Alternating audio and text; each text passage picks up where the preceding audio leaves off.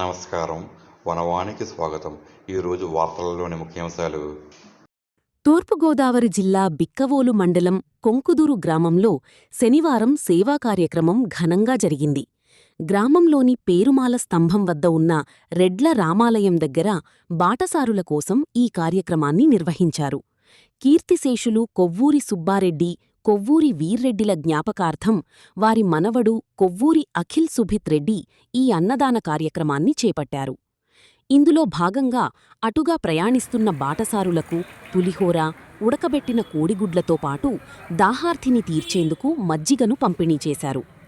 ఎండ సమయంలో ప్రయాణికులకు అండగా నిలుస్తూ తమ తాతల పేరుమీద ఇలాంటి సత్కార్యం చేపట్టిన అఖిల్ సుభిత్ రెడ్డిని పలువురు గ్రామస్థులు, ప్రయాణికులు ప్రత్యేకంగా అభినందించారు.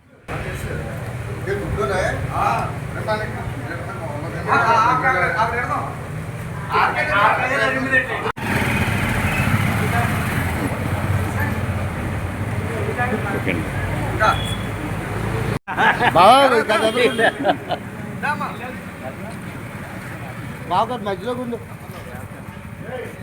నాటుకుంటూ ఆగు